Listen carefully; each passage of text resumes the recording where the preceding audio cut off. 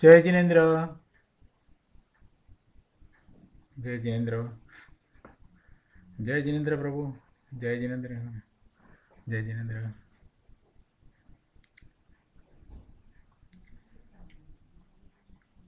આપણે સમયસારનો સ્વાધ્યાય શરૂ કરીએ.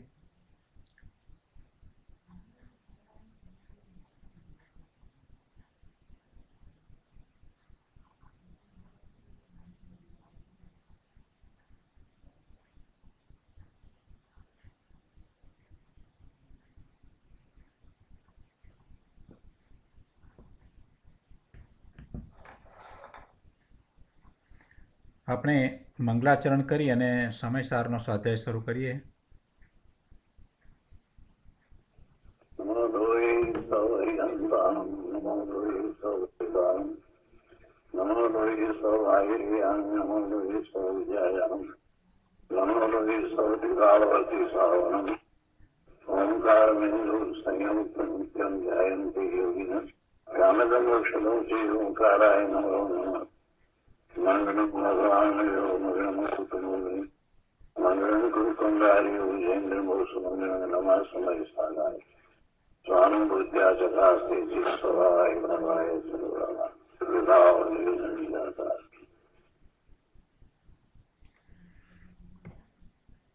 સમયસાર ભગવાન કુંદકુંદાચાર્ય રચિત સમયસાર તથા ભગવાન અમૃતચંદ્રાચાર્ય રચિત આત્મખ્યાતિ ટીકા કળશ સહિત અને પૂજ્ય ગુરુદેવના પ્રવચનો આ બધાનો આધાર લઈ અને આપણે સમયસારનો સ્વાધ્યાય કરી રહ્યા છીએ. એમાં પુણ્ય પાપનો અધિકાર ચાલે છે. ગાથા 155 ચાલે છે. ગાથા 155ના ટીકા ભાવાર્થ અને પૂજ્ય ગુરુદેવ કાનજી સ્વામીએ આ ગાથા ઉપર આપેલ પ્રવચનમાંથી ઘણા અંશ આપણે લીધા છે. હવે બાકીના શેષ અંશ પણ આજે લઈશું. પૂજ્ય ગુરુદેવે આ ગાથા ઉપર પ્રવચનમાં જે કહ્યું છે એના વિશેષ અંશો લેતા પહેલાં ગાથાનું સહેજ પુનરાવર્તન કરીએ. ગાથામાં એ વાત આવી કે જીવાદિનું શ્રદ્ધાન સંકિત જ્ઞાન તેમનું જ્ઞાન છે, રાગાદિ વર્જન ચરણ છે ને આ જ મુક્તિ પંથ છે. એટલે જે આત્માનું પરિણમન છે એ પરિણમન અનુભવમાં આવવું અને વર્તમાન જ્ઞાનની પર્યાય એવા પરિણમનને અનુભવે છે એ જ સમ્યક દર્શન, સમ્યક જ્ઞાન, સમ્યક ચારિત્ર છે. એ જ સંકિત છે. ભગવાન આત્મા કુટસ્થ નથી, અનંત ગુણનો પિંડ છે, પણ અનંત ગુણનું પરિણમન પણ છે. અને એવું અનંત ગુણનું પરિણમન ખ્યાલમાં આવે છે. અતિન્દ્રિયપણે પોતાને જ અનુભવમાં આવે છે. એનું જ્ઞાન થાય છે. જ્ઞાન ગુણ છે એનું પણ પરિણમન છે. કોઈ સમય એવો નથી કે જ્યારે જ્ઞાન ક્રિયા ન થતી હોય. એટલે જ્ઞાન ગુણનું પરિણમન છે. દરેક સમયે પોતે જ્ઞાન કરે છે, પણ લક્ષ જ્યાં છે ત્યાં તેનું જ્ઞાન કરે છે. ઉપયોગ જ્યાં જોડાય છે, ઉપયોગ જ્યાં જાય છે તેનું તે જ્ઞાન કરે છે. એટલે મહદ અંશે તો અનાદિથી આ જીવ પરલક્ષે થયો પરનું જ્ઞાન કરે છે. પણ પરનું જ્ઞાન કરે છે ત્યારે પણ એ જ્ઞાનની પર્યાય તો એની પોતાની છે અને એ એનું પોતાનું જ્ઞાનનું પરિણમન છે. એમાં વિષય પરનો છે, પરનું લક્ષ કર્યું છે. જીવે પોતાને જાણ્યો નથી એટલે એ પરનું લક્ષ કરી અને પરમાંથી સુખ, શાંતિ, સંતોષ, આનંદ પ્રાપ્ત કરવા માટે એ તલસે છે અને એમ કરતાં એ પર સાથે જોડાય છે. જેને સ્વનો અનુભવ થયો છે એવા જ્ઞાની મહાપુરુષોએ સમજાવ્યું છે કે આનંદ, શાંતિ, સુખ, સંતોષ બધું અંદરમાં જ પોતાના સ્વરૂપમાં જ રહ્યું છે. અને એ પોતામાં રહેલા અનંત ગુણને કારણે છે અને એવા અનંત ગુણનું પરિણમન થાય છે, એ અનુભવાય છે. એટલે એવા સુખ શાંતિ આનંદનો અનુભવ પણ થાય છે. બહાર ક્યાંય જવાની જરૂર નથી અને બહાર જવાથી એવો અનુભવ થતો પણ નથી. પોતાના સ્વરૂપનું લક્ષ્ય કરી અને પહેલાં તો પોતાનું કેવું સ્વરૂપ છે એને જાણવું, અને એમ કરતાં એવા સ્વરૂપની શ્રદ્ધા થશે, અને એ સમ્યક દર્શન છે. અને પોતાના સ્વરૂપનું જ્ઞાન એ સમ્યક જ્ઞાન છે. એટલે જે પરિણમન છે એ પોતાના જ્ઞાનનું પરિણમન છે. એ પોતાનું જ્ઞાન એમ પોતાને જાણવાવાળું થાય છે. એટલે અહીંયા આ ગાથામાં એમ કહેવામાં આવ્યું કે સમ્યક દર્શન તો જીવાદી પદાર્થોના શ્રદ્ધાન સ્વભાવે જ્ઞાનનું થવું પરિણમવું તે છે. એટલે પોતાનું જ્ઞાન પોતાનો જેવો સ્વભાવ છે એવા સ્વભાવની શ્રદ્ધાના ભાવે થાય છે. વર્તમાન જ્ઞાનની પર્યાય જેવો જીવનો સ્વભાવ છે એવા સ્વભાવના શ્રદ્ધાન ભાવે થાય છે. એટલે શ્રદ્ધાન સ્વભાવે વર્તમાન જ્ઞાનની પર્યાયનું થવું એને સમ્યક દર્શન કહ્યું. તે પછી ગુરુદેવે બીજી વાતને પણ વિસ્તાર કરીને સમજાવી કે જીવાદી પદાર્થોના જ્ઞાન સ્વભાવે જ્ઞાનનું થવું પરિણમવું તે જ્ઞાન છે. એમાં પણ એ જ રીતે કે વર્તમાન જ્ઞાનની પર્યાય એ એવા જ્ઞાન સ્વભાવી ભગવાન આત્માનું જ્ઞાન કરવાવાળી થાય છે. એ જ્ઞાન સ્વભાવે જ્ઞાનનું પરિણમવું. જ્ઞાન સ્વભાવ છે એ આત્માનો છે, અને એ જ્ઞાન સ્વભાવ એટલે એ પોતે સ્વ અને પરને જાણવાવાળો એવો જ્ઞાન સ્વભાવ છે. અને એવા જ્ઞાન સ્વભાવે પોતે થઈ જાય. જ્ઞાનનું પરિણમવું એટલે કે એ પોતે જ એ રીતે થઈ જાય છે. જો અહીંયા જ્ઞાન શબ્દ છે એ આત્મા માટે વપરાયો છે. આત્મા એવા જ્ઞાન સ્વભાવે પરિણમી જાય છે. એમ કહો કે આત્મા પોતે પરિણમી જાય છે, એમાં જ્ઞાન જ ખરેખર તો પરિણમી જાય છે. એટલે જ્ઞાન પરિણમી જાય છે એમ કહો, બંનેનો અર્થ એક જ છે. જ્ઞાનનું ભવન, જ્ઞાનનું પરિણમવું, જ્ઞાનનું થવું એ આત્માનું જ ભવન છે, આત્માનું જ થવું છે. કેમ કે આપણે આત્માને જાણીએ છીએ કઈ રીતે, આત્મા કઈ રીતે પકડમાં આવે, આત્મા કઈ રીતે ખ્યાલમાં આવે, તો કે આત્મા એના લક્ષણ દ્વારા ખ્યાલમાં આવે, આત્મા એના લક્ષણ દ્વારા પકડાય. ચેતન એટલે ચૈતન્યપણું એટલે કે જ્ઞાન કરવાનો એનો સ્વભાવ એ એવું લક્ષણ છે કે જે હંમેશા એને ખ્યાલમાં આવે. એટલે એ જ્ઞાન દ્વારા દરેક સમયે એ પ્રવૃત્ત છે. એટલે ક્યારેય એમ નથી કે જ્ઞાન નથી કરતો. એટલે જ્ઞાન કરવાવાળો જે છે એ જ આત્મા છે. એટલે કે જ્ઞાન અને આત્મા કાંઈ જુદા નથી. એટલે જ્ઞાનનું પરિણમવું એમ કહીએ, દરેક સમયે સમયે જ્ઞાન કરે છે તો જ્ઞાનનું પરિણમન થાય છે, જ્ઞાનની પર્યાય થાય છે.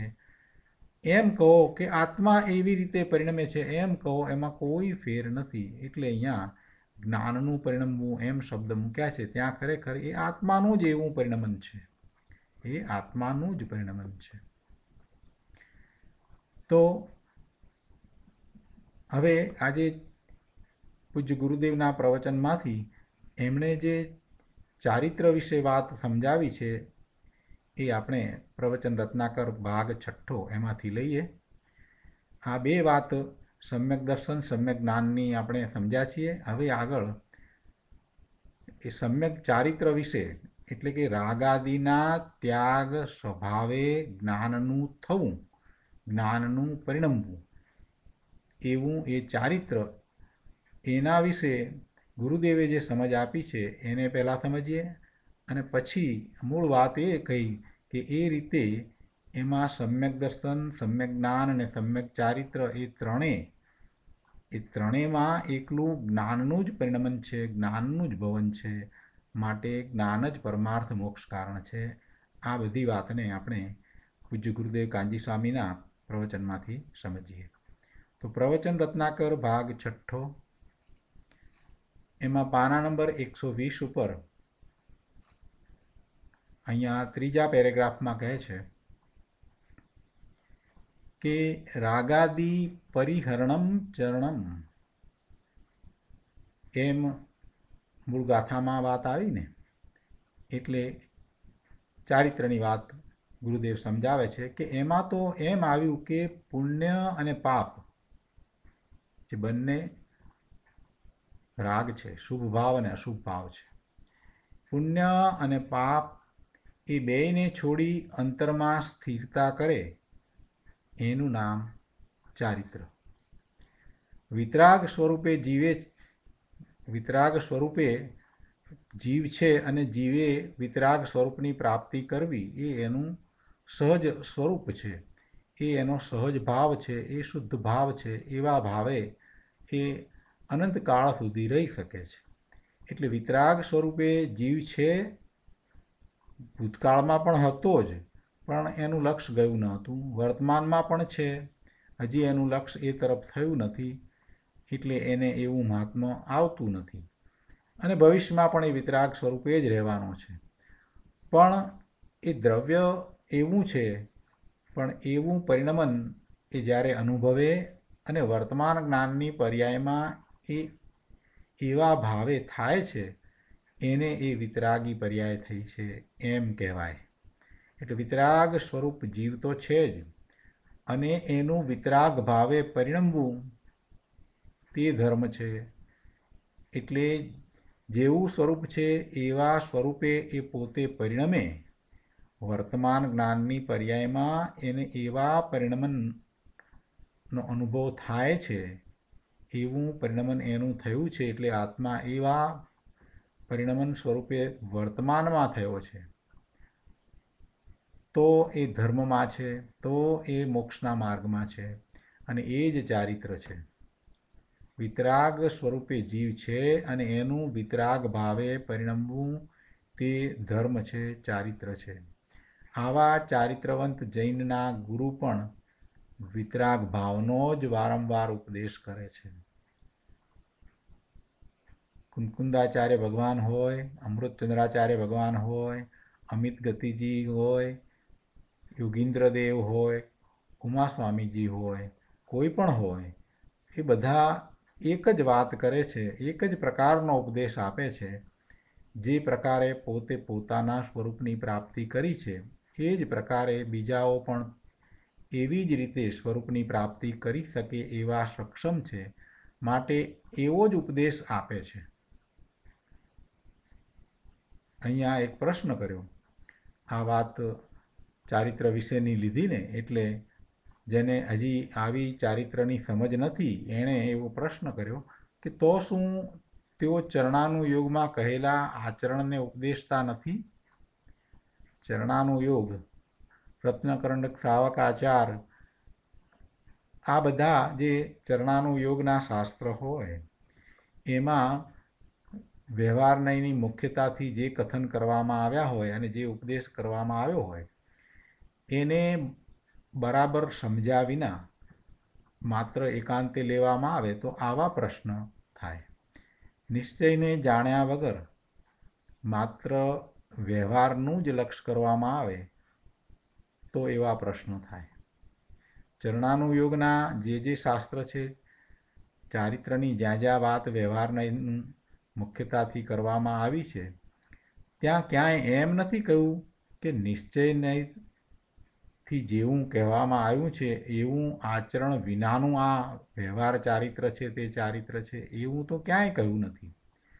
જે કહ્યું છે એમાં સાથે એક વાત તો રહેલી જ છે, ગર્ભિત વાત તો રહેલી જ છે કે નિશ્ચય નહીંથી જેવું આત્માનું સ્વરૂપ છે અને એવા સ્વરૂપની પ્રાપ્તિ પોતે વર્તમાન પર્યાયમાં કરે છે, એવું એ નિશ્ચય ચારિત્ર જેને વર્તે છે એને સાથે આવું ચારિત્ર હોય છે એ અપેક્ષા એ આ વ્યવહાર નહીંથી એટલે કે વ્યવહાર નહીંની મુખ્યતાથી ચારિત્રની વાત કરવામાં આવી હોય કે બાહ્ય ચારિત્ર આ પ્રકારે હોય,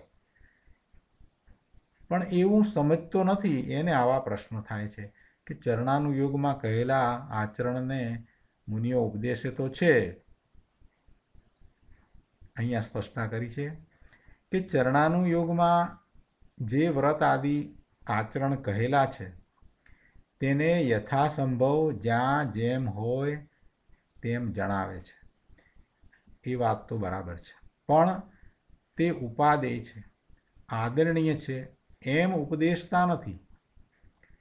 સમકીતીને જે ભૂમિકામાં જે દયા, દાન, વ્રત, ભક્તિ આદિનો રાગ હોય છે તેને તે જાણવા યોગ્ય હોવાથી જણાવે છે ખરા, પણ તે રાગ આદરણીય છે, વાસ્તવિક ધર્મ છે એમ કહેતા નથી.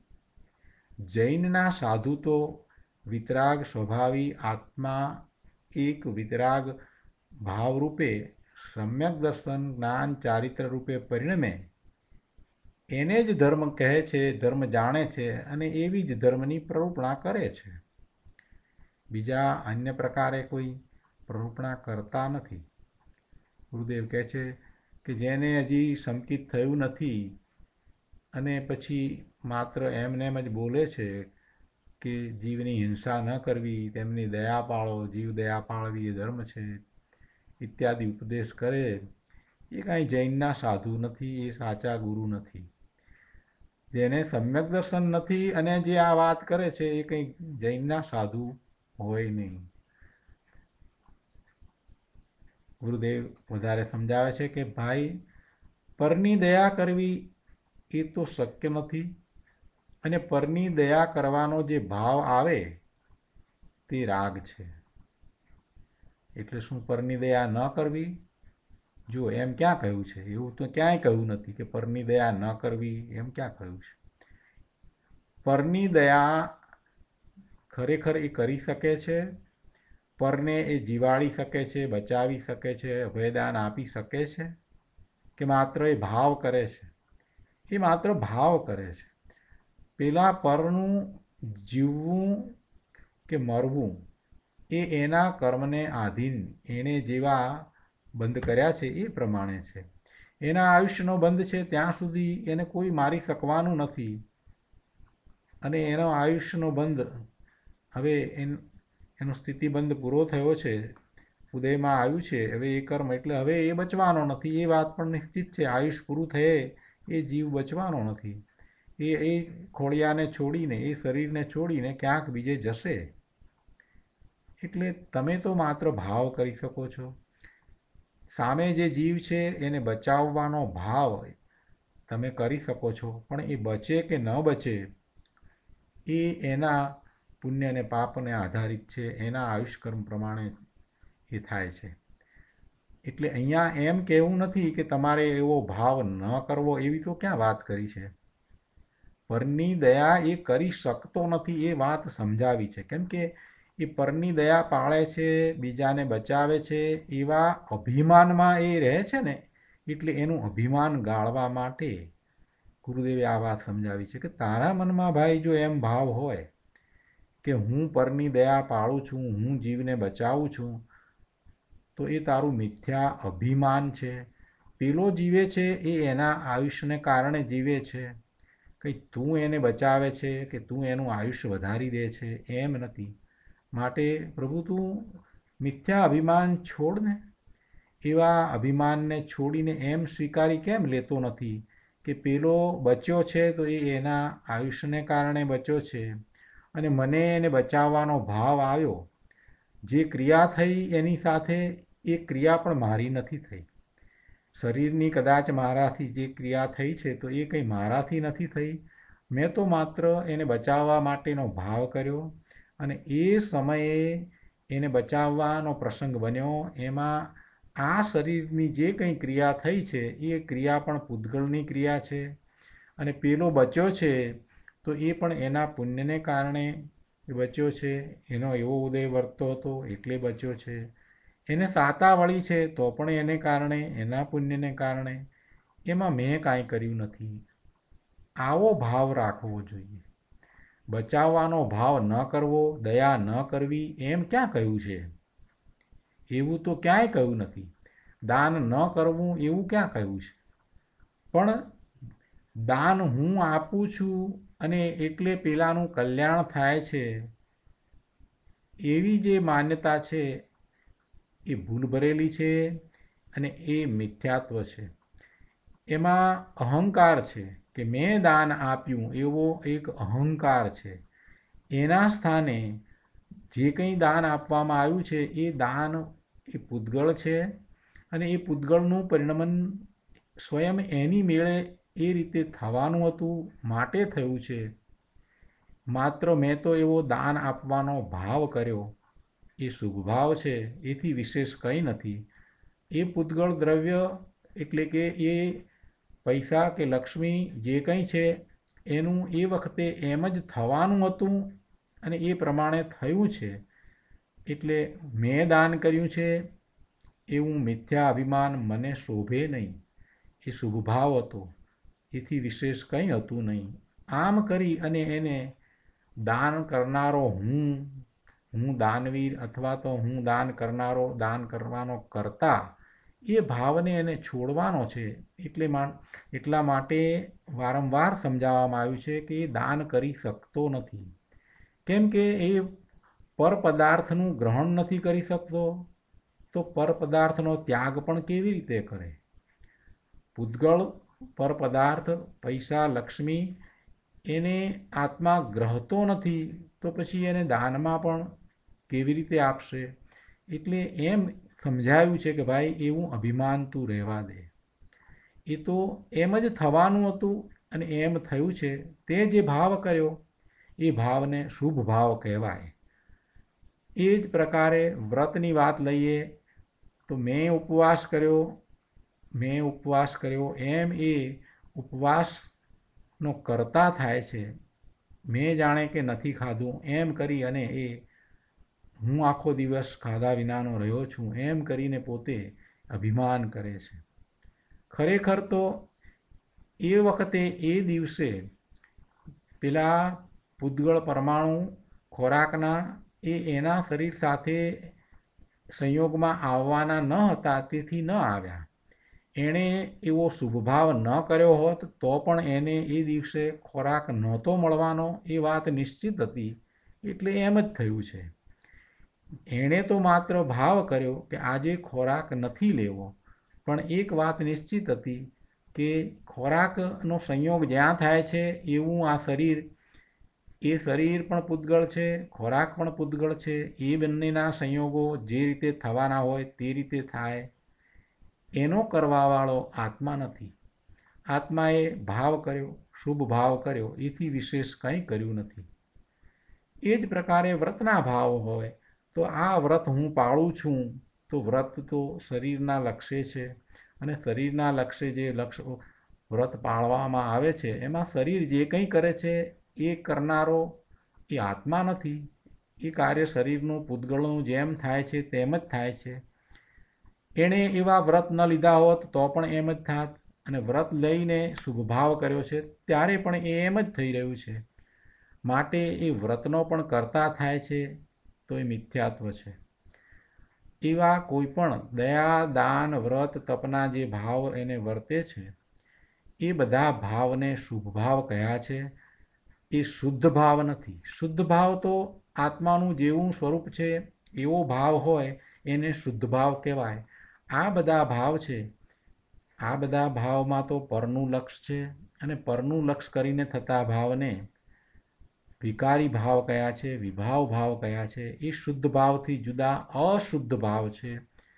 એટલે એમ સમજાવવું છે ત્યારે આ વાત કરી છે કે ભાઈ તું જેને ધર્મ માની રહ્યો છે એ ધર્મ નથી પણ શુભ ભાવ છે. એમાં ક્યાં એમ કહ્યું છે કે એમ તું નહીં કર, એમ તો કહ્યું નથી. અને ક્યારેક કોઈક જગ્યાએ પછી આગળ વધારે વિશેષતાથી ધર્મ શું છે એ સમજાયું છે, તો એ ધર્મમાં પોતે પોતાના સ્વરૂપમાં જવાની વાત કરવામાં આવી. અને પોતાના સ્વરૂપમાં જ્યારે જાય તો સીધી વાત છે, સહેલી વાત, સમજાય એવી વાત છે કે એ પોતે બહારમાં કેવી રીતે રહેશે? બે જગ્યાએ તો રહી શકતો નથી. બે જગ્યાએ કેવી રીતે રહેવાય? હું આજે ડલાસમાં પણ છું અને હું એલેમાં પણ છું, એમ તો શક્ય નથી. હું ડલાસમાં છું તો એલેમાં નથી, ને એલેમાં છું તો ડલાસમાં નથી. હું મિલવોકીમાં હોઈશ ત્યારે અહીંયા ડલાસમાં નહીં હોઉં. એટલે જ્યારે જ્યાં એક જગ્યાએ એક જ જગ્યાએ જવાય છે, એક જ જગ્યાએ રહેવાય છે, એટલે એ અપેક્ષાથી એમ વાત કરવામાં આવી કે ભાઈ તું તારા આત્મામાં જા, તું તારા સ્વરૂપમાં જા. હવે ત્યાં સ્વરૂપમાં જવાની વાત કરી હોય ત્યારે સ્વાભાવિક છે કે એમ કહેવામાં આવે કે તું બહારમાં શુભભાવમાં રોકાઈ રહ્યો છે, તો ત્યાંથી એ શુભભાવને છોડીને તું તારા શુદ્ધ ભાવમાં જા. આટલી અમથી વાત કરી એનો અર્થ ઊંધો ઘટાવે છે લોકો કે જો શુભભાવની ના પાડી. ના, શુભભાવની ના નથી પાડી, પણ તને શુદ્ધ ભાવમાં જવાનું કહ્યું એટલે તું જ્યાં અટક્યો છે એ જગ્યા પણ તને બતાવી કે તું શુભ ભાવમાં અટક્યો છો. હવે એવા શુભ ભાવમાંથી તારે જો અંદરમાં જવું હોય તો તારે એ ભાવને છોડવો પડે. શુદ્ધ ભાવમાં જવું જ છે તો પછી શુભ ભાવને છોડવો પડશે. શુદ્ધ અને શુભ બે ભાવ એક સાથે તો નહીં રહે. એટલે એમ કહ્યું કે શુભ ભાવને છોડીને તું શુદ્ધ ભાવમાં જા. એ સાચો પુરુષાર્થ બતાવ્યો, કઈ રીતે કરવો એનું માર્ગદર્શન આપ્યું. તો એમાં આ બધા ઊંધું લઈને બેસી ગયા છે કે જો વ્રત તપને તો ધર્મ સમજતા જ નથી, શુભ ભાવને તો નિષેધે છે. પણ શું કહ્યું છે, કઈ રીતે નિષેધ્યો છે એ તો સમજ્યો નહીં. શુદ્ધની અપેક્ષાએ શુભમાં રોકાઈ રહેવું એ સારું તો નથી જ ને. ધર્મ તો ક્યાં થાય છે? નિજરા ક્યાં થાય છે? નિજરા તો શુભ ભાવમાં રહેવાથી નથી થતી. શુભ ભાવ એ પુણ્યબંધનું કારણ છે. આટલી સહેલી સમજ જો એને આવી જાય તો ક્યાંય કોઈ પ્રશ્ન નથી. કૃપાળુદેવે પણ આ જ વાત કરી છે, વારંવાર આ જ વાત કરી છે. દરેક જ્ઞાની પુરુષોએ આ જ વાત કરી છે. શુદ્ધ ભાવની મુખ્યતા અને શુદ્ધ ભાવમાં કેમ જવું આ વાત કરી છે. એટલે એટલું જરાક ધ્યાન રાખવામાં આવે તો ક્યાંય કોઈ જગ્યાએ પ્રશ્ન નથી. અહીંયા ક્યાં ગુરુદેવે એમ કહ્યું કે ભાઈ તું આમ નહીં કર, પણ સમજાવ્યું કે પરની દયા કરવી એ તો શક્ય નથી. અને પરની દયા કરવાનો જે ભાવ આવે તે રાગ છે, શુભ ભાવ છે, શુભ રાગ છે. અને રાગની ઉત્પત્તિ થવી એ જ હિંસા છે, એમ જૈન શાસનમાં કહ્યું છે. પુરુષાર્થ સિદ્ધિ ઉપાય અમૃતચંદ્રાચાર્ય ભગવાનનું શાસ્ત્ર છે, એના 44મા શ્લોકમાં એ વાત આવી છે કે દયા એ જે છે એ સ્વની દયા હોય અને સ્વની દયા એટલે પોતાનો જેવો સ્વભાવ છે એવા સ્વભાવ ભાવે પરિણમવું. જો સ્વભાવ ભાવે નથી પરિણમતો તો પોતાના સ્વભાવ ભાવનો એમાં ઘાત થાય છે. એટલે કે પરભાવે વિભાવ ભાવે, અશુદ્ધ ભાવે એટલે કે શુભ કે અશુભ ભાવે જો પરિણમન થાય છે તો પોતાના સ્વભાવ ભાવનો એમાં ઘાત થાય છે. એટલે એમાં તો સ્વની હિંસા થાય છે. એટલે રાગની ઉત્પત્તિ થવી, શુભ ભાવની ઉત્પત્તિ થવી એ તો સ્વની હિંસા છે, એમ જૈન શાસ્ત્રમાં વાત કહેવામાં આવી છે. કોઈએ પ્રશ્ન કર્યો કે દયા તે સુખની વેલડી, દયા તે સુખની ખાણ, અનંત જીવ મુક્તિ ગયા, દયા તણા પરિણામ, એમ કહ્યું છે ને? હા, એમ કહ્યું છે. પણ એ દયા એટલે શું? એ તો પોતાના આત્માની દયાની વાત છે, પરની દયાની નહીં. પુણ્ય પાપના વિકલ્પથી જુદા પડીને આત્માનું જીવન જે જ્ઞાન અને આનંદ સ્વરૂપે છે તેની, એટલે ટકતા તત્વની ટકતા તત્વ તરીકે પ્રતીતિ.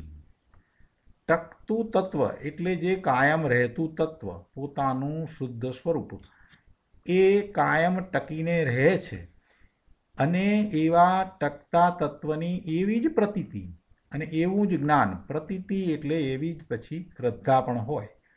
એવું પ્રતીતમાં આવે એટલે એવું દર્શન થાય, એવું પછી જ્ઞાન હોય અને એનું નામ એ સ્વની દયા છે. એવી પ્રતીતિ એને રહેવી જોઈએ, એવું જ્ઞાન પણ એને રહેવું જોઈએ. પોતાનું સ્વરૂપ જેવું છે એવા સ્વરૂપે એને રહેવાનું થાય, પરિણમવાનું થાય તો સ્વની દયા થાય.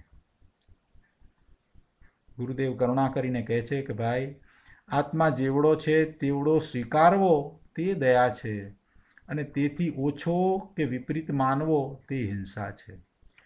આવી સ્વદયા તે સુખની મુક્તિની ખાણ છે. આ જ પાના ઉપર, એટલે કે પાના 121 ઉપર છેલ્લા પેરેગ્રાફમાં ગુરુદેવ કહે છે કે મેં ઉપવાસ આદિ કર્યા, આ છોડ્યું, આ ખાધું નહીં, આ પીધું નહીં, એમ મૂંઢ જીવ માને છે. એ આહાર અને પાણી તો જળ છે, પર છે, જુદું છે, અજીવ છે. અહીંયા આપણે બીજી અપેક્ષાથી લઈએ છીએ એટલે અજીવ કહીએ છીએ, પોતાની અપેક્ષાથી લઈએ છીએ. એટલે પાણી જેનું શરીર છે એવા જીવો પણ છે અને બીજા અન્ય જીવો પણ છે, એની વાત નથી આપણે કરતા. એટલે એ અપેક્ષાથી લઈએ છીએ કે આહાર અને પાણી એ જળ છે, એ અપેક્ષાએ જળ કહ્યું છે. એ પર છે, ખાવાની અને છોડવાની જે ક્રિયા છે એ બધી ક્રિયા પણ કોની છે? એ ક્યાં જીવની છે. એટલે એ તો જળની જળમાં થાય છે. જળની ક્રિયા, શરીરની ક્રિયા શરીરમાં થાય. અને શું એ જળને તે છોડ્યું છે? જળને ક્યાંથી છોડે? જેની ઉપર એની સત્તા ચાલતી નથી, જેનામાં એ પરિણમી શકતો નથી, જેની સાથે એને એકત્વ નથી, એને એ છોડે કેવી રીતે? જળ જે છે એમાં ખરેખર તો એ પરિણમતો નથી, એમાં પહોંચતો નથી, તો એ જળને છોડશે ક્યાંથી? જળ છૂટું જ પડ્યું છે. જળને એણે કાંઈ છોડ્યું છે એમ ક્યાં છે? જળ તો જુદું જ પડ્યું છે, એ તો એનાથી ભિન્ન જ છે. એમાં એ ક્યાં વ્યાપ્યો છે? આત્મા જળમાં ક્યાં વ્યાપ્યો છે? એટલે માત્ર એની માન્યતા એમ હતી કે એ મારું છે અને પછી હું એને છોડું છું. ભાઈ, પરનું ગ્રહણ ત્યાગ માનવું એ મિથ્યાત્વ છે. પરને આત્મા ગ્રહી શકતો નથી કે પરનો ત્યાગ પણ કરી શકતો નથી. ગ્રહતો નથી તો પછી ત્યાગ ક્યાંથી કરે? આત્મા તો ત્રિકાળ પોતે માત્ર નાયક છે, જ્ઞાયક છે, અનંત ગુણનો પિંડ છે. એ પૂર્ણ છે. એને કોઈ વસ્તુ ગ્રહણ કરવાની કે ત્યાગવાની જરૂર પણ નથી. એ પોતે પરિપૂર્ણ છે. એણે પરને ક્યાંય પકડ્યા નથી કે એને એ છોડે. આત્મામાં ત્યાગ, ઉપાદાન, શૂન્યત્વ નામની એક અનાદિ અનંત શક્તિ, એવો ગુણ છે. એટલે એ કોઈને ગ્રહતો પણ નથી અને કોઈને છોડતો પણ નથી. એ ગુણના કારણે આત્મા પરને ગ્રહતો નથી અને છોડતોય નથી. આવું વસ્તુનું, એટલે કે આત્માનું સ્વરૂપ છે. તેને સ્વરૂપમાં એકાગ્ર થઈને યથાર્થ જાણવું તે જ્ઞાન. પોતાનું સ્વરૂપ છે એવા સ્વરૂપને પોતાના સ્વરૂપમાં એકાગ્ર થઈ અને એના વર્તમાન જ્ઞાનની પર્યાયને એ જાણે છે, એને સમ્યક જ્ઞાન કહેવાય છે.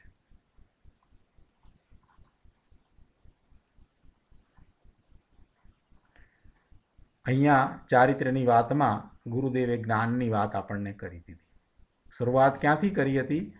ચારિત્ર્યની વાતથી કરી હતી. અને અહીંયા પણ ફરીથી જ્ઞાનની વાત કરી, ચારિત્ર્યની વાતમાં જ. હવે આગળ ચારિત્ર્યની વાતને અહીંયા સમજાવે છે કે રાગાદિના ત્યાગ સ્વભાવે જ્ઞાનનું થવું, પરિણમવું તે ચારિત્ર્ય છે. એ વાતને અહીંયા સમજાવે છે પાના નંબર 122 ઉપર ત્રીજા પેરેગ્રાફમાં કે જુઓ, 5 મહાવ્રતના પરિણામ 28 મૂળ ગુણના પાલનનો વિકલ્પ ઇત્યાદિ છે તે રાગ છે. લોકોને ખબર નથી એટલે એને ધર્મ માને છે. અવ્રત છે તે પાપ છે અને વ્રત છે તે પુણ્ય છે. એ વ્રત કે અવ્રત બેમાંથી એકેય ધર્મ નથી, એ પાપ અને પુણ્ય છે. એટલે એ બંને બંધનું કારણ છે. એ બેના ત્યાગ સ્વભાવે જ્ઞાનનું, એટલે આત્માનું થવું, પરિણમવું. એ બેના એટલે કોના બેના? પાપ અને પુણ્ય જે બંધના કારણ છે, એ બંનેના ત્યાગ સ્વભાવે જ્ઞાનનું, એટલે આત્માનું પરિણમવું તે ધર્મ છે.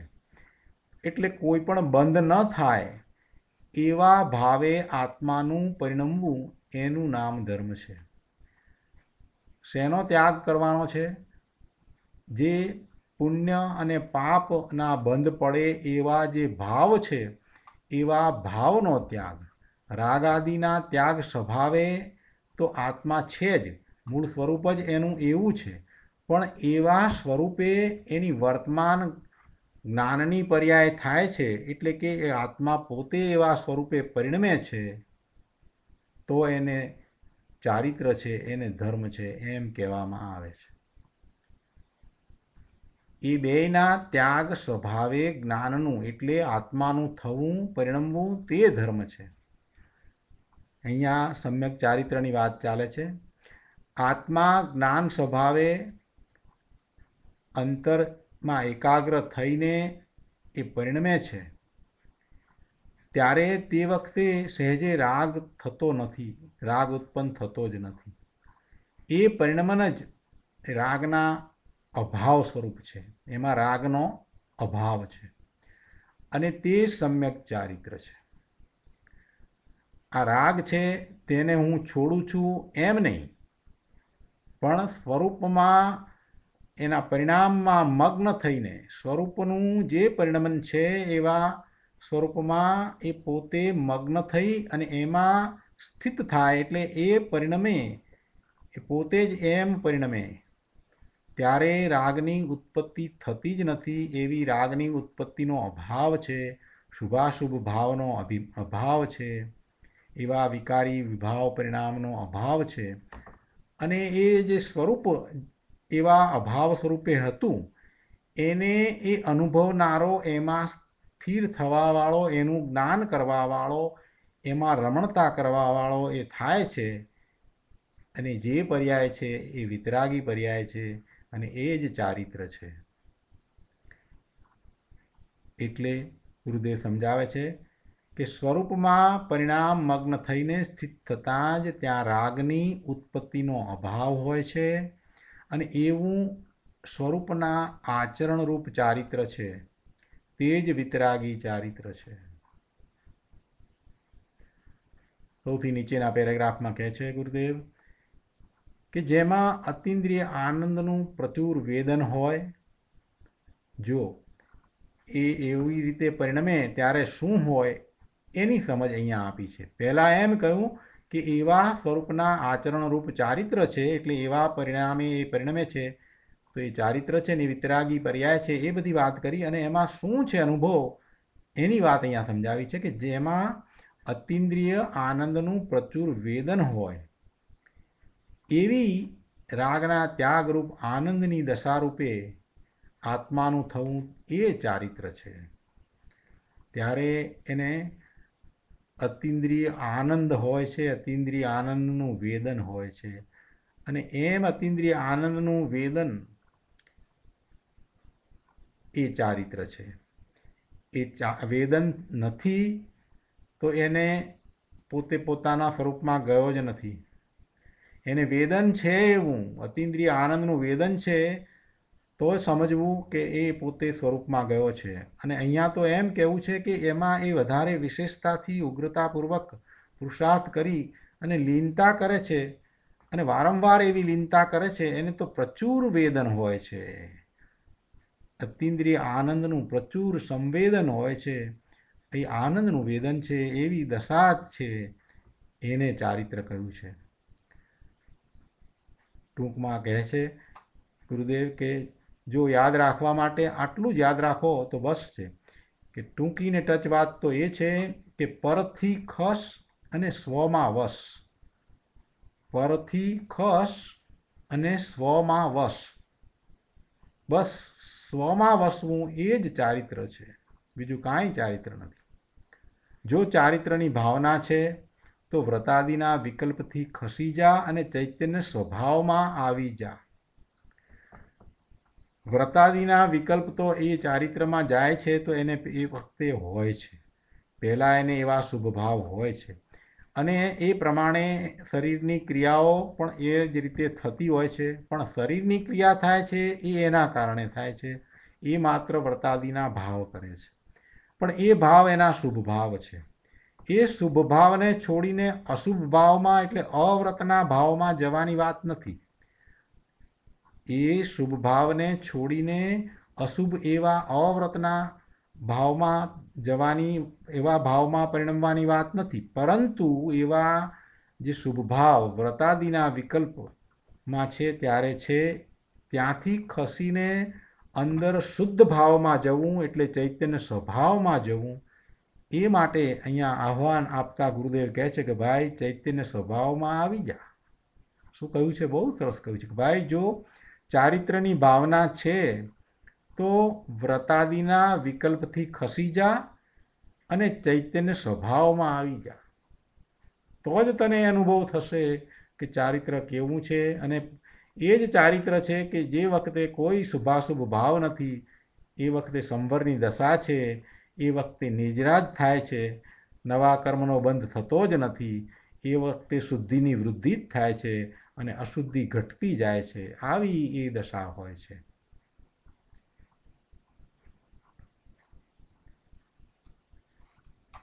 પાના નંબર 123 ઉપર શરૂઆતમાં જ કહે છે કે જુઓ, આ નિષ્કર્ષ એટલે કે આ સાર કાઢ્યો.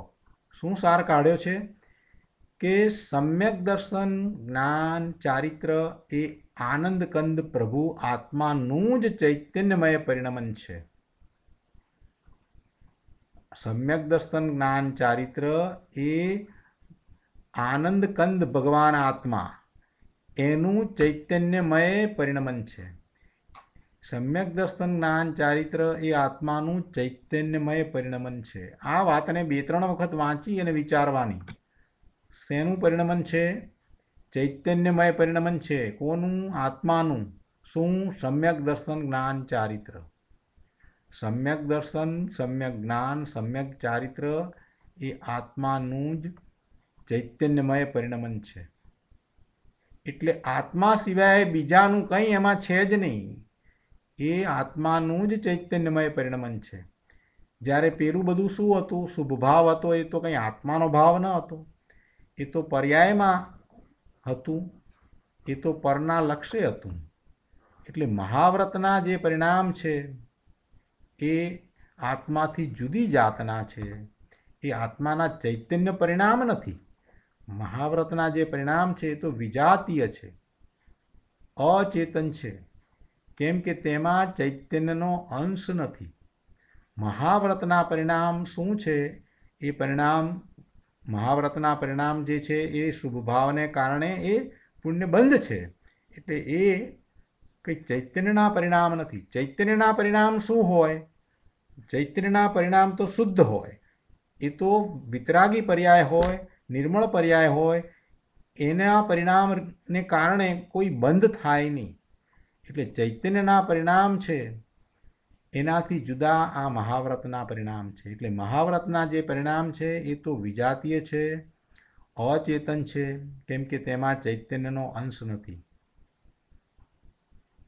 આ નગ્ન દશા, હવે જો એ મહાવ્રતની વાત લઈ અને વિસ્તારથી સમજાવતા ગુરુદેવ કહે છે કે જો આ નગ્ન દશા છે એટલે નગ્ન મુનિ છે, 28 મૂળ ગુણ સહિત છે, તો એ 28 મૂળ ગુણનો જે વિકલ્પ છે એ વિકલ્પ કંઈ શુદ્ધ ભાવ નથી. વિકલ્પ છે એ આત્માનો ભાવ નથી. વિકલ્પને તો છોડવાની વાત કરી. કર્તા કર્મ અધિકારમાં સમગ્ર વિકલ્પને છોડીને પોતાના સ્વરૂપમાં જવું. નિશ્ચય નયથી જેવું સ્વરૂપ છે એવા સ્વરૂપને જણાવનારો જે નિશ્ચય નય અને નિશ્ચય નયનો જે વિકલ્પ, એવા વિકલ્પને પણ છોડવો, એવા વિકલ્પને પણ છોડવો. એ વાત આપણે કર્તા કર્મ અધિકારમાં સમજ્યા. એટલે અહીંયા વાત કરે છે ગુરુદેવ કે આ નગ્ન દશા અને 28 મૂળ ગુણનો વિકલ્પ, એ બધો વિકલ્પ જે છે એ અજીવ છે. કેમ કે તે જ્ઞાન સ્વરૂપ ભગવાન આત્માથી વિરુદ્ધ જાતિના ભાવ છે. ભગવાન આત્માનો શુદ્ધ ભાવ છે, એ વિતરાગી ભાવ છે. અને એ વિતરાગી ભાવ છે ત્યારે જે પર્યાય થાય છે તે વિતરાગી પર્યાય થાય છે જ્યારે આ વિકલ્પ છે, શુભ ભાવ છે, 28 મૂળ ગુણ સહિત ચારિત્ર, એટલે શરીરનું એમાં લક્ષ થાય છે, પરનું લક્ષ છે. અને પરના લક્ષ્ય થતો એ શુભ ભાવ અને એમાં સાથે રહેલો વિકલ્પ, આ બધું જે છે એ આત્માથી વિરુદ્ધ જાતનું છે, એટલે એને અજીવ અચેતન જળ કહી દીધું. એને અજીવ અચેતન જળ કહી દીધું. એ ભગવાન આત્માથી વિરુદ્ધ જાતના ભાવ છે. અહીંયા નીચે કહે છે એના પછીના પેરેગ્રાફમાં, આ ભાવલિંગી મુનિ માટેની આ 28 મૂળ ગુણ સહિત છે એને માટેની આ વાત સમજાવીને તો એમાં કોઈએ પ્રશ્ન કર્યો છે કે તો પછી ભાવલિંગીને પણ નગ્નતા સહિત 28 મૂળ ગુણના પરિણામ તો હોય છે, તો એનું શું સમજવું? એ હોવા જોઈએ કે ન હોવા જોઈએ? પરિણામ કોણ કરે પ્રભુ? એ પરિણામ કોના છે? એ આત્માના છે. એ આત્માના છે. આત્માને તો એવા શુભ પરિણામ હોય નહીં. આત્મા તો શુદ્ધ ચૈતન્ય છે. એ તો સિદ્ધ સમાન છે, ત્રિકાળ શુદ્ધ સમાન જ્ઞાયક માત્ર છે.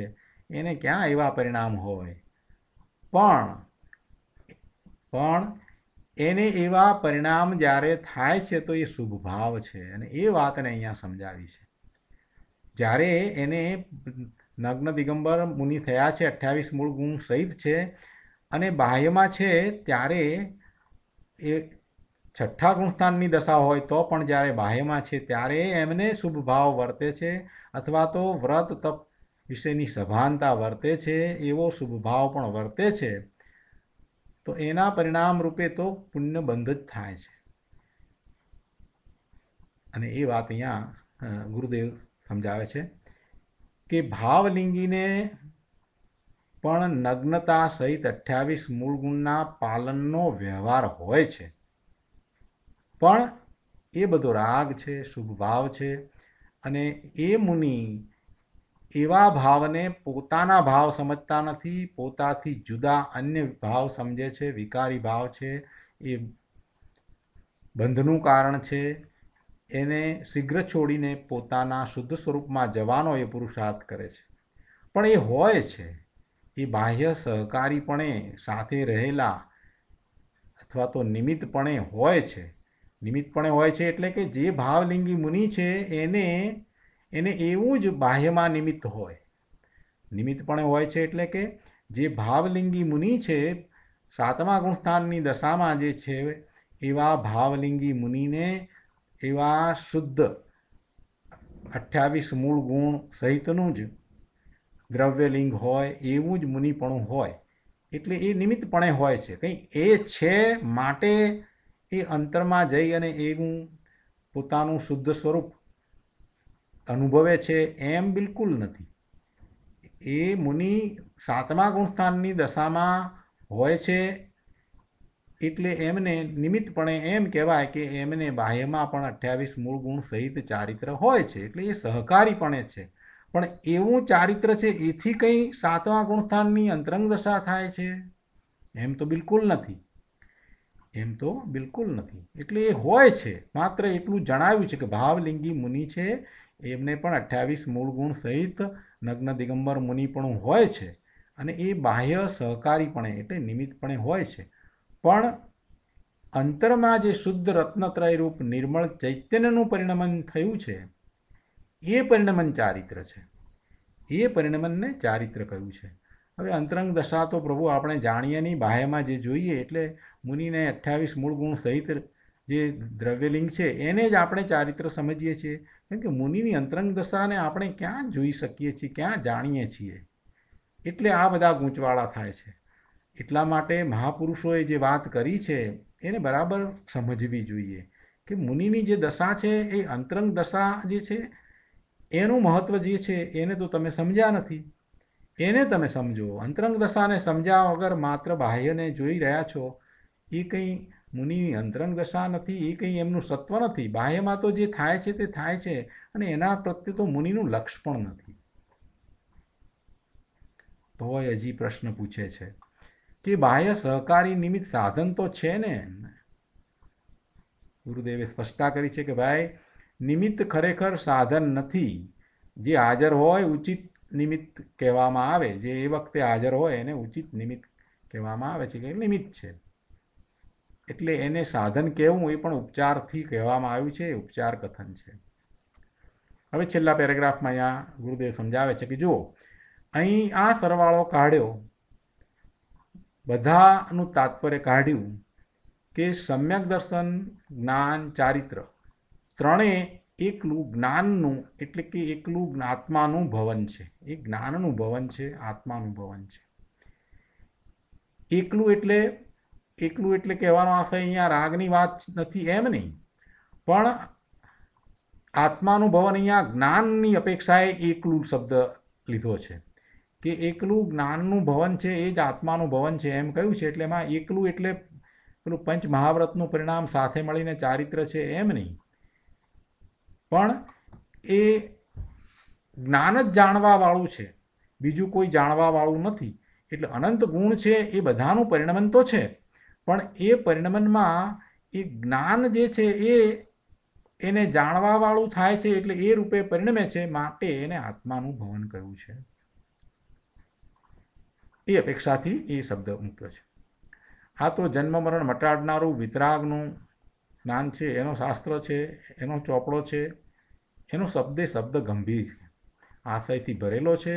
એકલું આત્માનું ભવન કહ્યું એમાં વ્રતાદિના રાગનો નિષેધ થઈ જ ગયો છે. એમાં માત્ર ચૈતન્યનું વિતરાગ ચૈતન્યમય પરિણમન જ રત્નત્રય રૂપ ચારિત્ર છે એમ સિદ્ધ કર્યું. હવે આગળ 124મા પાના ઉપર એની વાત વધારે સમજાવે છે બીજા પેરેગ્રાફમાં કે આત્મા ચૈતન્ય મૂર્તિ ભગવાન એનું પરિણમન જે છે એ જ્ઞાન ભાવે છે, એ જ્ઞાન ભાવે જ છે. એટલે કહે છે કે સમ્યક દર્શન, જ્ઞાન, ચારિત્ર એ ત્રણેય એકલું જ્ઞાનનું ભવન છે. અહીં જ્ઞાન એટલે આત્મા, ચૈતન્ય મૂર્તિ ભગવાન આત્માનું શ્રદ્ધાન સ્વભાવે થવું તે સમ્યક દર્શન. જો પરિણમન એનું વર્તમાન પર્યાયનો વિચાર કરીએ એટલે બહુ સહેલાઈથી બેસશે કે વર્તમાન મારા જ્ઞાનની પર્યાય જે ભાવે થઈ એ ભાવે હું એટલે કે આત્મા થયો. ફરીથી, વર્તમાન મારા જ્ઞાનની પર્યાય જે ભાવે થઈ એ ભાવે હું એટલે કે આત્મા થયો. આમ વાતને બરાબર બેસાડી અને પછી વિચાર કરવાનો કે આત્માનો જે સ્વભાવ છે એવા સ્વભાવ ભાવે હું થયો એટલે કે હું મારા જ્ઞાનની વર્તમાન પર્યાય થઈ. ચૈતન્ય મૂર્તિ ભગવાન આત્માનું શ્રદ્ધાન સ્વભાવે થવું એટલે વર્તમાન પર્યાયનું એ વખતે એ સ્વભાવે થવું એટલે કે એ જ્ઞાનનું જ પરિણમન થયું, જેને આપણે સમ્યક દર્શન કહ્યું. એનું પોતાના જ્ઞાન રૂપે થવું એ જ્ઞાન, એને સમ્યક જ્ઞાન કહ્યું. અને એનું રાગના અભાવ સ્વભાવે સ્થિરતા રમણતારૂપ પરિણમન તે ચારિત્ર. આમાં કર્મના અભાવની કે વ્યવહાર રત્નત્રયના સદભાવની કોઈ અપેક્ષા નથી. આમાં કર્મના અભાવની કે વ્યવહાર રત્નત્રયના સદભાવની કોઈ અપેક્ષા નથી. એકલો આત્મા સ્વયં નિર્મળ રત્નત્રય રૂપ પરિણમે છે. સ્વયં નિર્મળ રત્નત્રય રૂપ એટલે શુદ્ધ પરિણમન રૂપે પોતે પરિણમે છે. રત્નત્રય રૂપે એટલે સમ્યક દર્શન, સમ્યક જ્ઞાન, સમ્યક ચારિત્ર રૂપે પોતે પરિણમે છે. નિશ્ચયથી તો દર્શન, જ્ઞાન, ચારિત્રના પરિણામ સ્વયં પોતાના સટકારકપણે પરિણમતા થકા પ્રગટ થાય છે. એ પર્યાય સ્વતંત્ર રીતે પ્રગટ થાય છે. એને દ્રવ્ય ગુણની પણ અપેક્ષા નથી. પણ એ વાત અહીંયા નથી કરવી. અત્યારે અહીંયા એ પર્યાયની સ્વતંત્રતાની વાત નથી કરવી. પર્યાય સ્વતંત્રપણે જ પ્રગટ થાય છે. એ સટકારક એના પોતાના છે. એ વાત અત્યારે નથી કરી. અત્યારે તો વાત એ કરવી છે કે સમ્યક દર્શન, સમ્યક જ્ઞાન અને સમ્યક ચારિત્ર એ પોતાની વર્તમાન જ્ઞાનની પર્યાય છે, એટલે વર્તમાન જ્ઞાનનું પરિણમન છે. ત્રણે ત્રણ એ જ્ઞાનનું જ ભવન છે. એટલે જ્ઞાનનું કહેતા આત્માનું જ ભવન છે. એ આત્માનું પરિણમવું એ વાત અહીંયા તો લીધી છે. ત્યાં વિતરાગ ભાવે પરિણમે એ તો પર્યાય છે. આત્મા દ્રવ્ય આખું, આત્મા એટલે દ્રવ્ય અપેક્ષાએ આખું દ્રવ્ય કાંઈ પર્યાયમાં આવતું નથી, પણ એનું પરિણમન છે એ એનો અનુભવ થાય છે. એ પરિણમન છે એ જ રસકસ છે. આત્માનું જેવું સ્વરૂપ છે એવા સ્વરૂપે પરિણમન એ જ એનું સત્વ છે. અને એ સત્વ રૂપે પોતે થઈ જાય છે. એટલે પોતાનું પરિણમન એમ થઈ જાય છે. એટલે એ પોતાનું પરિણમન કહો કે જ્ઞાનનું પરિણમન અને એ જ સમ્યક દર્શન, સમ્યક જ્ઞાન, સમ્યક ચારિત્ર છે. એ ચૈતન્યમય વિતરાગ પરિણામ છે. તેથી ચૈતન્યમય આત્માનું પરિણમન છે એમ અભેદ કરીને કહ્યું. પણ એ પરિણમનમાં દ્રવ્ય સ્વભાવ આવતો નથી. જો દ્રવ્ય સ્વભાવનું પરિણમન એને અનુભવમાં આવે છે કે દ્રવ્ય સ્વભાવ જે છે દ્રવ્ય એ અંદર આવી જતું નથી, પર્યાયમાં એ નથી આવી જતું, પણ એમાં એ પરિણમનમાં દ્રવ્ય સ્વભાવ આવતો નથી. દ્રવ્ય તો જેમ છે તેમ ત્રિકાળ એવું જ છે. એનું પરિણમન એને અનુભવમાં આવે છે, એનું જ્ઞાન એને જાણવાવાળું થઈ જાય છે, અને જાણવાવાળું થઈ જાય છે ત્યારે એ પરિણમન સાથે એને એક રૂપતા થાય છે. વર્તમાન જ્ઞાનની પર્યાય એ પોતે પોતાના એવા શુદ્ધ પરિણમનને જાણવાવાળી થાય છે ત્યારે એ જાણનારી પર્યાય અને જે જણાય છે એમાં એક રૂપતા થઈ જાય છે, દ્વૈતપણું રહેતું નથી. શુદ્ધ દ્રવ્યના લક્ષ્ય નિર્મળ વિતરાગ પરિણમન થયું, તેથી દ્રવ્યનું આત્માનું પરિણમન કહ્યું. બાકી પરિણમન તો પર્યાયમાં થાય છે અને તેને દ્રવ્ય સ્વભાવની અપેક્ષા નથી. વિતરાગતાનું પરિણમન દ્રવ્ય સ્વભાવના લક્ષ્ય થાય છે, એના લક્ષ્ય જ થાય છે. અને લક્ષ્ય થાય છે અને જ્યારે એના લક્ષ્ય એવું પરિણમન થાય છે એટલે કે એની વર્તમાન પર્યાય એવી થાય છે તો એ પર્યાય એની સ્વતંત્રતાનો વિચાર કરીએ તો એ સ્વતંત્રપણે થાય છે, એને કોઈની અપેક્ષા નથી. વિતરાગતાનું પરિણમન દ્રવ્ય સ્વભાવના લક્ષ્ય થાય છે પણ દ્રવ્ય સ્વભાવની અપેક્ષા નથી. આ વાત થોડી સૂક્ષ્મ છે, એને ફરી ફરીને વિચારવા જેવી છે. દ્રવ્ય તો એવું ને એવું છે, ત્રિકાળ એવું ને એવું જ રહે છે, એનું પરિણમન પણ એમ ને એમ સતત ચાલ્યા કરે છે. એ ધારા તો ચાલુ જ છે, પણ એ ધારાનો કોને ખ્યાલ આવે? જેને એ ધારાનો અનુભવ છે એને એનો ખ્યાલ છે. સમ્યક દ્રષ્ટિ છે એને એ ધારા અને બીજી એ બહારમાં છે એ ધારા, બંને ધારા હોય છે. સમ્યક દ્રષ્ટિને બે ધારા હોય છે, એક શુદ્ધ ધારા છે અને બીજી અશુદ્ધ ધારા છે. મિથ્યા દ્રષ્ટિને તો માત્ર અશુદ્ધ ધારા જ છે અને સિદ્ધ ભગવાનને માત્ર શુદ્ધ ધારા છે. એટલે આ શુદ્ધ ધારા તો ત્રિકાળ રહેલી જ છે, પણ મિથ્યા દ્રષ્ટિને તો એનો અનુભવ નથી ને. મિથ્યા દ્રષ્ટિને એનો અનુભવ નથી એટલે એને નથી એમ કહેવાય છે. જેને અનુભવ થાય છે, જેને એવું પરિણમન થાય છે, પોતે પોતાના સ્વભાવ ભાવે જેવું પરિણમન થાય છે એ રીતે પોતે પરિણમી જાય છે, એને શ્રદ્ધા, જ્ઞાન અને ચારિત્ર હોય છે. ઘણાને થાય કે આમાં તો ગૂંચવાળો થયો. અહીંયા પણ એવો જ પ્રશ્ન કર્યો કે ઘડીકમાં આત્માનું પરિણમન કહો છો ને વળી આત્માનું નહીં પર્યાયનું પરિણમન છે એમ કહો છો, તો તે કેવી રીતે છે? ગુરુદેવ ઉત્તર આપ્યો છે કે પર્યાય અપેક્ષાએ દ્રવ્ય પરિણમે છે એમ કહેવાય છે, અને દ્રવ્યની અપેક્ષાએ દ્રવ્ય પરિણમતું નથી, કેમ કે દ્રવ્ય તો ત્રિકાળ ધ્રુવ અક્રિય અચળ છે. શું? પર્યાય અપેક્ષાએ દ્રવ્ય પરિણમે છે એમ કહેવાય છે, અને દ્રવ્યની અપેક્ષાએ દ્રવ્ય પરિણમતું નથી, કેમ કે દ્રવ્ય તો ત્રિકાળ ધ્રુવ અક્રિય અચળ છે. જે અપેક્ષાથી કથન હોય તેને યથાર્થ સમજવું જોઈએ. એટલે કે આ ઉપરનો પેરેગ્રાફ છે એને બરાબર શાંતિથી 2 વખત 3 વખત વાંચીને સમજવું જોઈએ, તો બધું સમજણમાં આવે. તો આપણે 2 કે 3 મિનિટ વધારે લઈશું આજના સ્વાધ્યાયમાં. આગળ અહીંયા 125માં પાના ઉપર વાત કરી કે ધર્મ, બીજા પેરેગ્રાફમાં અહીંયા કહ્યું છે કે ધર્મ તો આત્મરૂપ છે, આત્મરૂપ છે. અહીં કહ્યું ને કે વિતરાગી સમ્યક દર્શન, વિતરાગી જ્ઞાન અને વિતરાગી ચારિત્ર એ ત્રણેય વિતરાગ સ્વભાવી ભગવાન આત્માનું ઘર છે.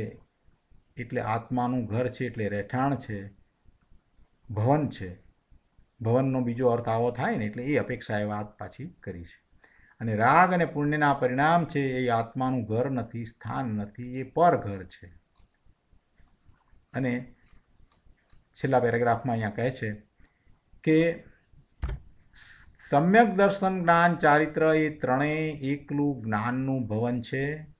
આત્માનું એકલું વિતરાગતારૂપ થવું, પરિણમવું એ જ શુદ્ધ રત્નત્રય છે. બસ આટલી વાત આખી છે. અને એટલા માટે એ જ મોક્ષનું કારણ છે. હવે ભાવાર્થમાં કોઈ ખાસ વિશેષ વાત નથી, બધી વાત આવી ગઈ છે, એટલે આપણે હવે ભાવાર્થ નથી લેતા. અને આ રીતે આપણે 155મી ગાથા પૂરી કરીએ છીએ. બધાને ખાસ વિનંતી છે કે આ ગાથા ઉપરના ગુરુદેવના પ્રવચનનું સાંભળવા.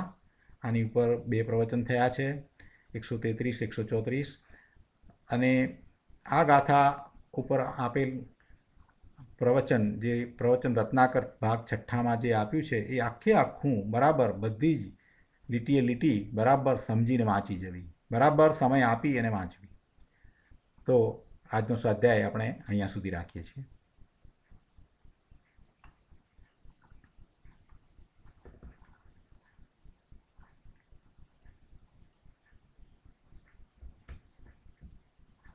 હવે આજના સ્વાધ્યાય સંબંધી પ્રભુ આપના પ્રતિભાવ અથવા પ્રશ્નો હોય તો વિચાર કરીએ.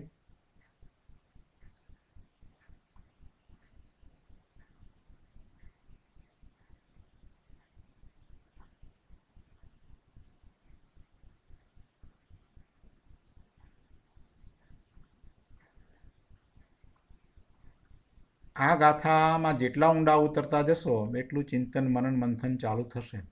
ફરી ફરીને વાંચ્યા કરશો, 2-3 દિવસ સુધી, 4 દિવસ સુધી પણ આ વાંચ્યા કરશો તો પછી સહજ રીતે મનોમંથન ચાલુ થશે.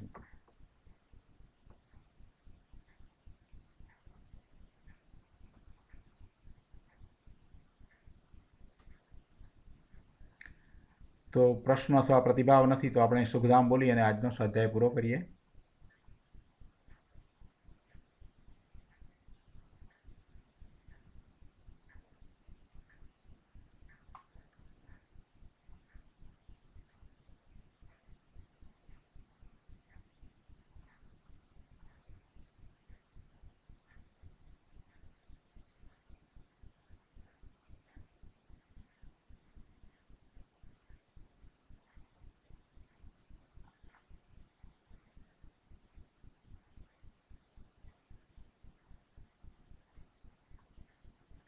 જય જિનેન્દ્ર.